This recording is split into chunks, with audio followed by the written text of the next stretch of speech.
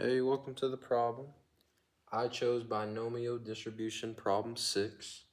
So for the little bit of a background on this problem, or just all of the binomial distribution in general, it has to have a fixed number of independent trials, and it has to have two outcomes, either success or failure. And so before you even do the problem, you must identify these two things. And once you do identify it, then that's how you know you're dealing with a binomial distribution.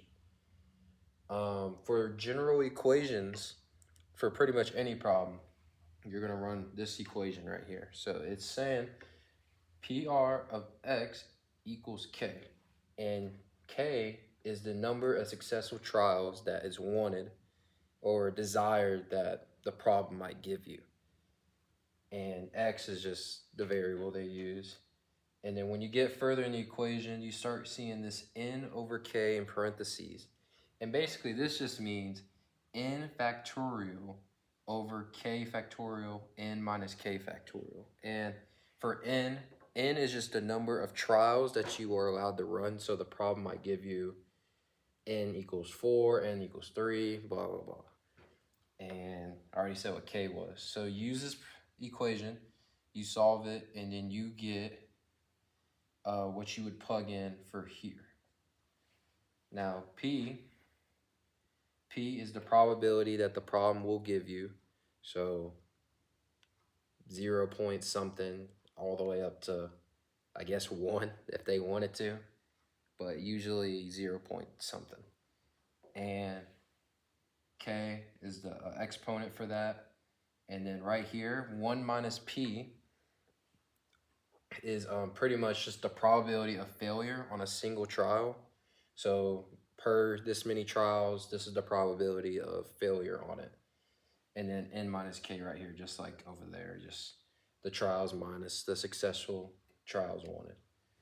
So you can also, for this problem, you can run code, binom dis, and pretty much in here, you put the x, so whatever they give you, so x equals 3, x, whatever x equals, and it's usually k. Then for n, once again, it's just a trial, so you put that there. And you make sure to put commas in between each. And then for p, it's just the probability they give you. And then you either put true or false. For the problems that we have is false. And the reason we put false is because we want the exact probability of whatever x equals, or the k. If you didn't want the exact probability and you wanted a range, then you switch that to true. Okay. So now down here, I have an example problem from problem 6. On this one, the number of trials we get is 4.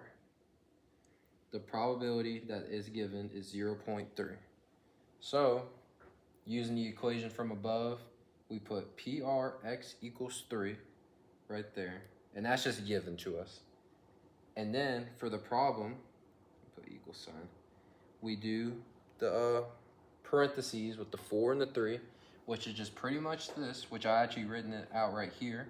So you do 4 factorial, and the factorial is pretty much starting at that number and multiplying it until you get down to 1. So right here, 4 times 3 times 2 times 1.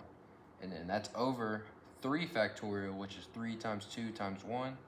And then in the parentheses, the n minus k is just 4 minus 3, which is 1 factorial, which would just be 1. So it'd be 4 times 3 times 2 times 1 over 3 times 2 times 1 in parentheses multiplied by 1.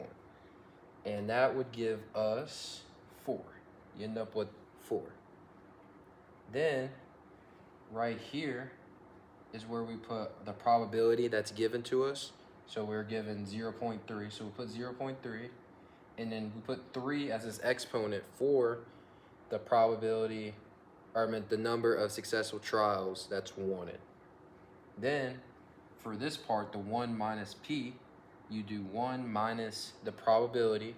So you get 0 0.7 right here.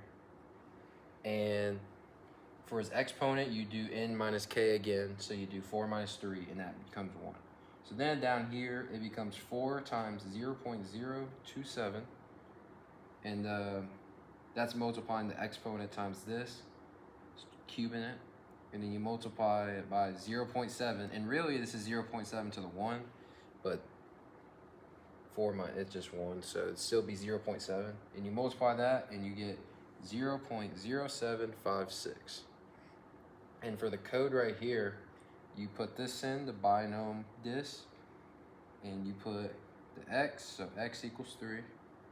You put the 4, which is the trials, 0.3, the probability, and you put false, and it'll give you the exact same answer as that. And for the rest of the problems, you do the exact same thing. If it switches to x equals 4, then you just replace that 3 with a 4, and I'm sure the trials and the probability be different, but overall, pretty much all the problems on problem 6 are just like this one, so you can use this as a guide. Thank you.